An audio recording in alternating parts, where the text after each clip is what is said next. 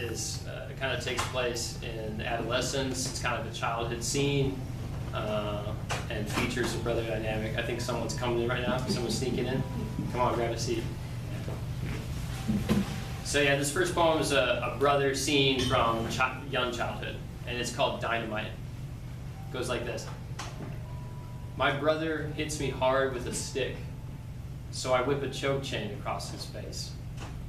We're playing a game called Dynamite, where everything you throw is a stick of dynamite, unless it's pine.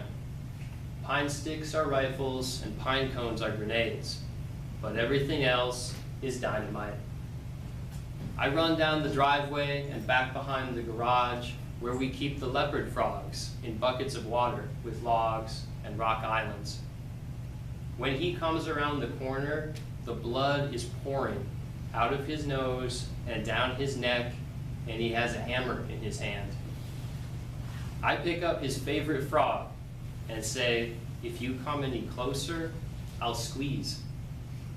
He tells me I won't. He starts coming closer. I say a hammer isn't dynamite. He reminds me that everything is dynamite. Yeah, you can all snap. Whatever works.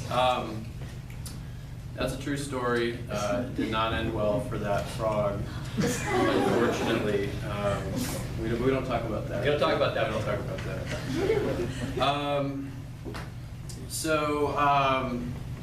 Yeah, Rebecca was just kind of mentioning that we all grew up in the same town, and we were reminiscing last night over glasses of wine that it's just been such a long journey for all of us to get to this point. I have admired Rebecca's work for many, many years, and I always teach her poems in my classes. I never tell them that we're related unless they ask. But it's such an honor and it's such a gift to be reading here at Augustana for you, I guess. But she's a great poet and a great person. You all are lucky to have her as one of your professors here. But in thinking of journeys, I wanted to read a little bit of a journey poem. This book, which Rebecca shouted out, is my first book, just came out, Boa Editions. It's called Rail, and as you might guess, it's about the trains and that type of thing. But it's a book that is a journey, kind of like in a very traditional narrative sense. It's about leaving the Midwest and encountering a lot of weird stuff and then returning to the Midwest. And the poems follow that arc. But I'll just read the first poem that is also sort of a brother poem about that kind of departure to leave on the journey. It's called Rail. I find it here in the wild alfalfa, head full of antipsychotics and blue rain. 20 years old on a freight train, riding the soy fields into the night, leaning away from the short grass prairie, the black Mississippi of dream. My brother asleep on the well wall beside me, nodding his head to the sway. What home are we leaving? What distances blur the electric fence? What 100 low thundering wheels of darkness are coming to carry us there? Rain and the singing wind over the auto racks, staring out west at the stars of our gods and the lonely, dark stars of our hearts. Boarded up storefronts, burned down apartments, highway signs that only name the dead. We cross the station tracks, the broken legs of Sunday chairs left rusting in the yards. We know the way the story ends. Still, the whistle blows. The flare stacks whip their excess methane candles against the night. The wheels that brought us this far still roll, still churn the polished iron ash. The road goes on. the highway turns a deeper shade of black. And as the sun sinks down on the eastern Montana hills, peppered with horses and gunshot cars, the rails still lead us somewhere else and shine in the falling light.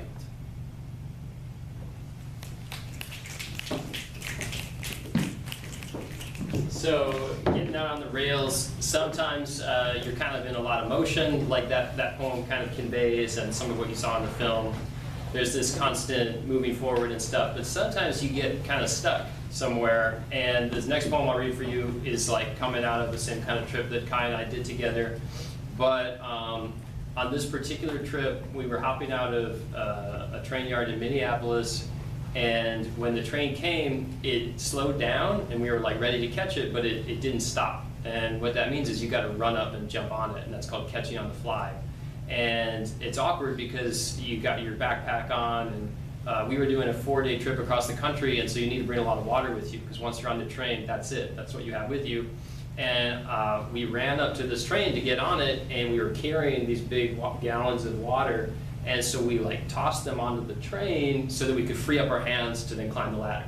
And we climbed up the ladder, got up there, we were like, okay, good, we're on the train, and we looked down, and our water bottles had exploded from the impact of tossing them on. And so we started this trip across the country with no water. And this was July, it was very hot. And so this poem, this next one I'll read for you, picks up sort of in that kind of moment where we were out of water. And the 2 words you might want to know going into this one, the term bulls is a nickname for railroad police officers, right? So bulls are the cops that try to catch people who are riding trains. And the gray ghost is a type of owl. So this one's called Bird Calls. I crept around the dark train yard while my brother watched for bulls. 2 days deep into the Badlands and all our water gone. We had a bird call for if you saw something, and another for if you heard. A silent yard 8 streets wide with a few junkers parked. The horizon, a dull burn, the rails lit dimly by dew. I was looking for the water bottles the conductors used and threw out the windows with maybe a sip left inside them. I found one by stepping on it. I sucked it like a leech. I stumbled up and down the ballast and found 5 more, unbuttoning my shirt and nesting them against my chest, upright and capless. We had the sandpiper for if you should run, and the flycatcher for if you should hide. I can't remember why we had the loon. I crouched in the space between coal trains, cradling the bottles and feeling the weight of how little I had to spill. I rubbed coal on my face. I felt crazy. I thought about being found like this. I tried to imagine what my story would be. A version with my brother in it.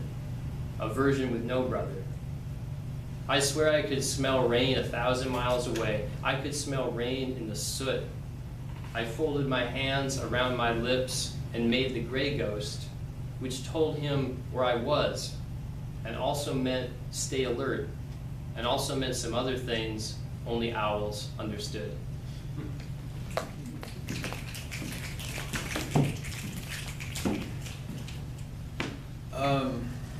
So this next poem I'm going to read has to do with a loss. There's a lot of loss in this book. You know, physical loss, emotional loss, the loss of a feeling of home. But there are a lot of elegies in this book, poems for people that have passed away. And this poem I'm reading is about a friend of mine who died of a heroin overdose when we were 27.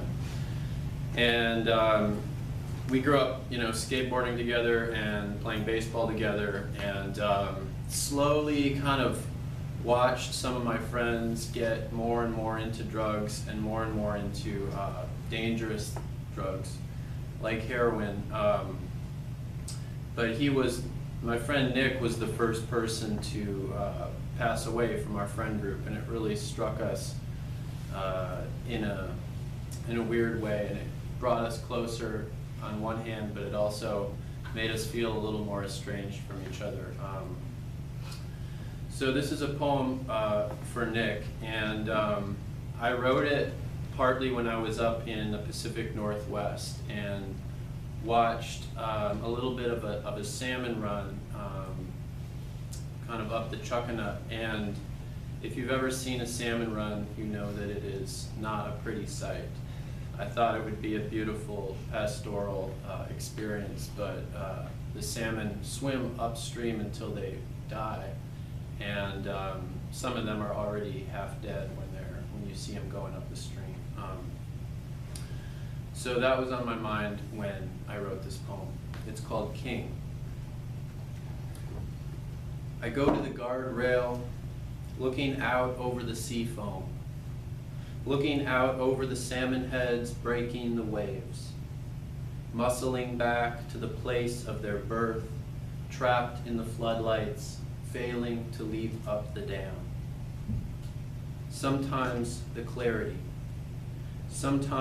clarity and night river steaming, time standing still in its permanent memory, flies in the backwater gathered to feed on the skin, the smell of the ocean, the waters combining with other more powerful waters, riding away from whatever would save them, knowing the other direction is pointless and not worth suffering through.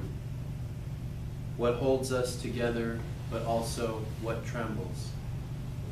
The first time you look at an actual lion, pacing the length of its cage, the small, irreversible ink stain breaking the face of whatever we skate on, slumped at the edge of your girlfriend's bed, your pulse gone flat, no sweat, no resistance, no steam on the handheld mirror they tested for breath. The day you were found, I watched ducks drop down on the Nooksack River in pairs, drifting together in multicolored light, leaving small, growing trails behind them. At first, I thought only the lights were alive. The river, the fish, the clusters of flies, they were tricks being played on the eyes. But now, getting up on the guardrail, watching the line where the river and ocean waves meet, the half-formed outriders failing inside us, and something behind all the highway signs shining. Not clarity of thought, or light, or time, but clarity of small things believing in themselves, dark heads breaking the surface again. More than the living, more than the dead.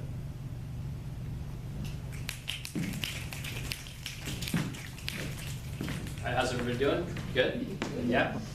Cool. So for some years, when I finished high school, I didn't want to go to college, and I didn't totally know what I did want to do, but I got really into wilderness survival stuff for a while, and went to some wilderness survival schools, and a big part of that culture is sort of inevitably about what happens if you get lost in the woods, what are the steps you take, you're trying to do these outdoor things, and so that was a big part of the culture at those schools, was learning techniques for surviving if you get lost. And this poem kind of comes out of that mentality, a way of thinking, kind of fear of being lost in the woods alone. This one's called Primer. And what if you have nothing? I pick up a stick. Yes, that's always first. And next, I see what I can see around me. Find the sun or moon, find high ground, find north by where the moss grows. Yes, now close your eyes, find them. The sun's behind, I can feel it on my neck. High ground's to my right, north's ahead. Yes, and the wind? The wind's west, it cools my left temple. Yes, and next. If I can bug out, I bug out. Otherwise, I go high and dig a foxhole and tie something bright above me. You're forgetting something. Right, first I cut my name in the dirt, then I go high. Yes, and next. I walk a loop with my bright thing in sight. if I find a better stick, I switch for it. Yes, and if you need to cry, I crawl inside my foxhole and cry. And what do you tell yourself as you cry? Someone's coming. Yes. And what if no one comes? Each hour I call in all directions. I listen. Yes. And what do you listen for? Sounds that shouldn't be there. Yes. Sounds that should be there but aren't. Yes. And what have you heard since we started? A bird. Yes. Another bird far away. Yes. A gust in the trees. Yes. Your voice, if your voice counts. Yes, my voice counts.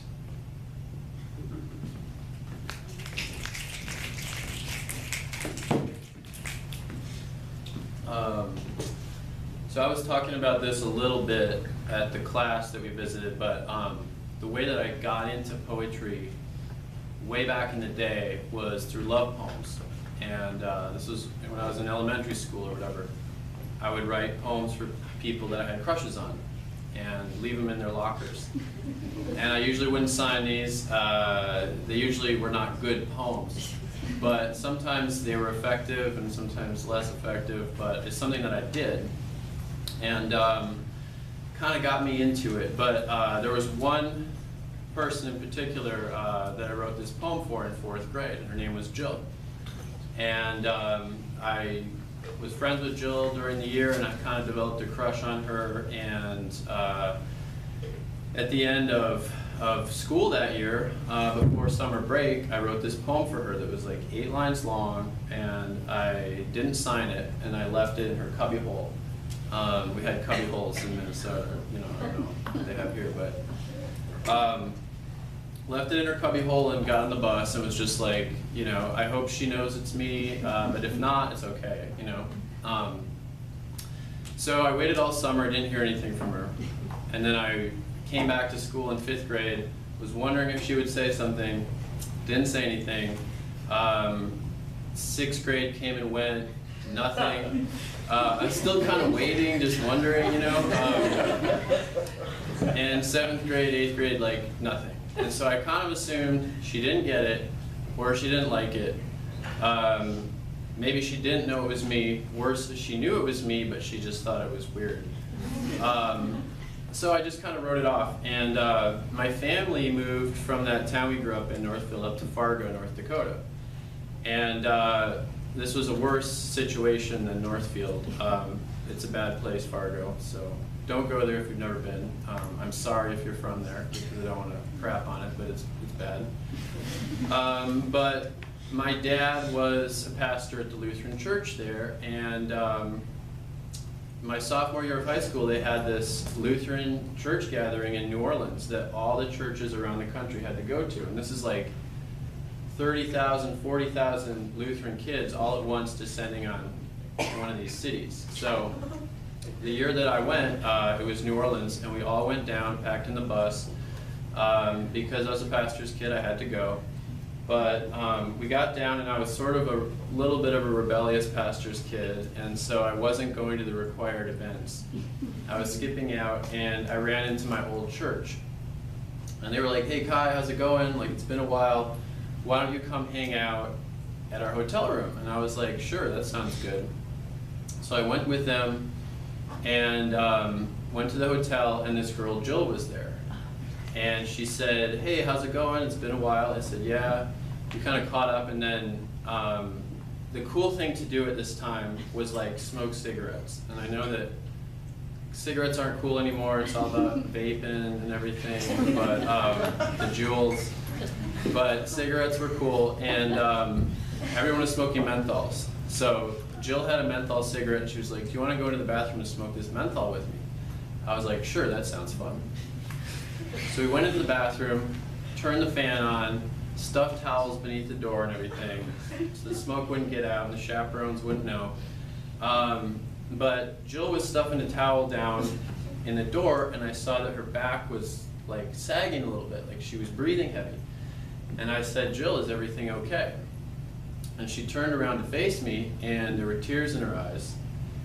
and visit. And she said, "Did you write a poem for me in 4th grade?" And I was like, "No." I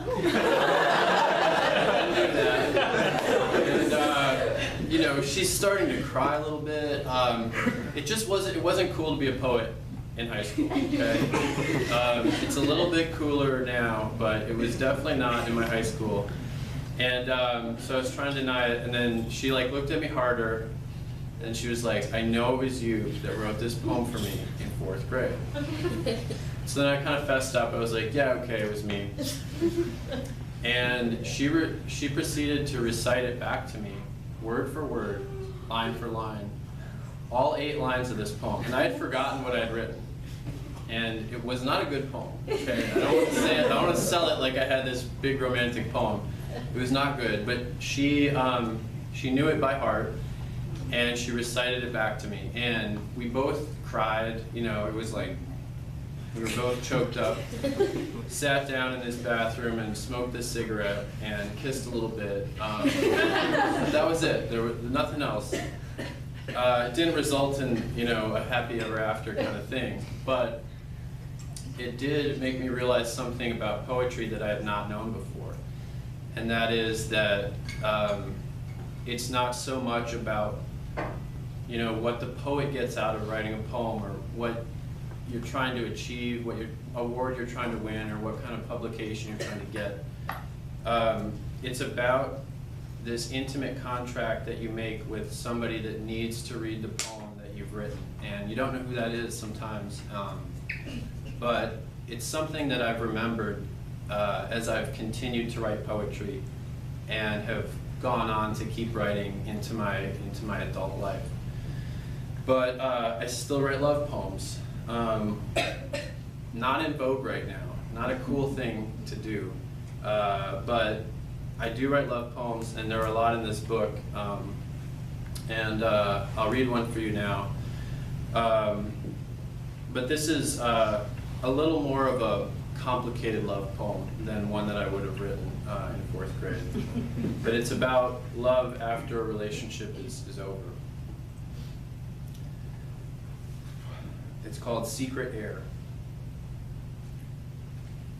I know no God, no ghost, no code that turns the burning engine back. I know a highway, field, stars above the sleeping corn. The river rolls, the world spins alone. We are not promised love like this. We don't decide what brighter angel comes, what water climbs the banks. It could have been a different year, a better pill, a weird forgotten dream, a song I heard behind the neighbor's door, the barking dog again. But it was you, the only one to make it last, to hold my head like this, to lead me back inside myself, to know, to be. The sadness of a summer horse unbridled on a hill, departing ere the farmhouse crumbling in the wind. I could have lived 100 lives and never known a real kiss. I could have gone without your winter stars, your streetlight tinted breath. But it was you, the one who made the darkness real, the highway blue, the roses hollow thorn. I know we die alone in separate rooms with canceled eyes and some disease inside our hearts. But still, we knew a love like this. We knew. And all the nights I sleep in someone else's arms. The rhythmic dark, the drifty San Francisco nights I wander with the crowd, from here to there to somewhere else. The Safeway lines and subway lines and traffic streaming west. I return again, I remember you and only you like this. Your careless grip. Your pale eyes beside me in the corn. The sheet of plywood for a bed. It is what is. Among the cricket's song, the muddy river rising up the banks. I meet you there. I turn to hold you in the secret air that only you will know.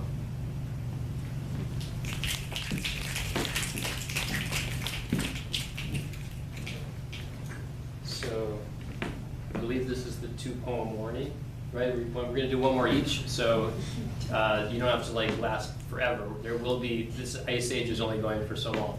We'll get through these poems, but yeah, so 2 more. And I wanted to read this next poem, because it's not explicit in the poem, but it's actually it was inspired by and kind of meditating on my Uncle Dan's death. He passed away some years ago, and since we're here kind of having a family moment, I thought it'd be good to read this one. And this one is set in Minnesota. It has a lot of sort of corn and Minnesota imagery, so I thought it'd also be good for that sort of Midwest imagery. This one's called Northern Corn. Traveling alone through Minnesota as the corn comes in. Steel silos filling to the brim. Black trees leaning off the south sides of hills as cold light falls slantwise against the grist mills. You have allowed another year to pass. You have learned very little. But that little is what you're throwing in the furnace. That little is stoking the dust coals of this year and burning blue. The 90-year-old father is bringing his crop in. He climbs off the combine, checks the engine, moves an oak branch. He pours rye whiskey from a thermos and sips the lidless excess of his private noon. The size of his hands, the size of one finger, the flathead prairie of his calloused thumb pad. He lies awake in the middle of the night and whispers something and suddenly loves his son again. The way excess falls through him, the way oil runs down the Mississippi River and remains on the surface and burns. The father no longer breathing, the respirator breathing. The father lying in a hospital bed in a nightgown, the plastic tubes and machinery, the whole hospital breathing. The janitor waxing the vinyl floors at midnight while life is trying hard to leave. You must go to your father while he is still your father. You must hold him, you must kiss him, you must listen. You must see the son in the father and wonder. You must admit that you wonder. Drop his swelled up hand, whisper something. Now unplug the machine.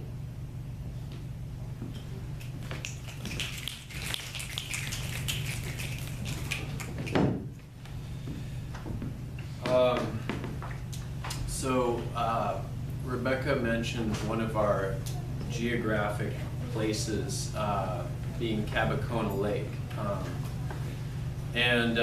thought I'd read a Cabacona poem to close out the evening. This is also an elegy for Honors and I's grandfather, Roald Carlson, who he passed away in 2015, and he was a great lover of water. He was this, this guy that grew up as a missionary kid in Madagascar. He captained a ship during World War II. He loved to steer his sailboard around the lake in the summer and take his motorboat out. But one of my favorite memories of him is this thing he would do at sunset. He would take me and my brothers down to the dock and he would call to the loons. And the lake that our cabin is on is this mating ground for loons. So in the fall, there are just dozens and dozens of loons that start calling at sunset, and it creates this really eerie harmony that is at once like so beautiful and so haunting. But the way he would do it, he would make his hands into a little flute, and then he would do this little loon call, and the loons would call back. And he would call to the loons, and the loons would call back. And I don't think that there was much communication going down between him and these birds, but it seemed to us, the kids, that he was talking to them, and they had this secret language that they spoke in. So it's a very dear memory for me of him, and this poem is an elegy for him. So it's called Cry of the Loon. Sundown, Cabacona Lake. I paddle the fishing boat out to the drop-off and wait for the deepening light. Mosquitoes fly lazily over the oarlocks. Clouds turn purple and darken to gold. Sailboats drift under eddies of stalled wind, and loons call wildly out from the cattails, sending their terrifying cries to the night. We must remember the blue of the water is only the surface reflecting the sky. The weight of our bodies, the leftover seed of some violent burn at the core. The rails run out, but the wheels keep turning. The fire goes down, but the winter keeps pushing its sap to the towering pines. We see through the window, but don't hear the chorus of waves coming down on the sand. The bodies of sailors and freight liners dragged down, sea creatures yet to be born. We are not put on earth to remember the dead. We are not given access to ways we will suffer, what light might become us, or how it will end. We are given a few dreams, a few nights of wonder, a whisper, a shiver, a miracle chance to be held in another one's arms. The day goes on fading.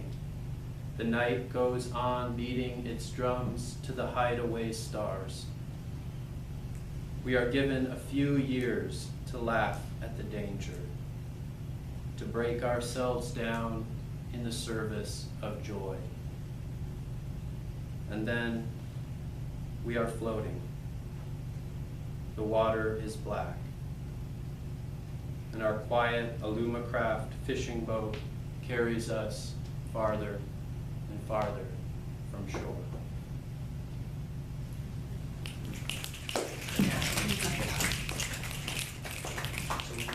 Questions, yeah. So we can open up the floor to questions.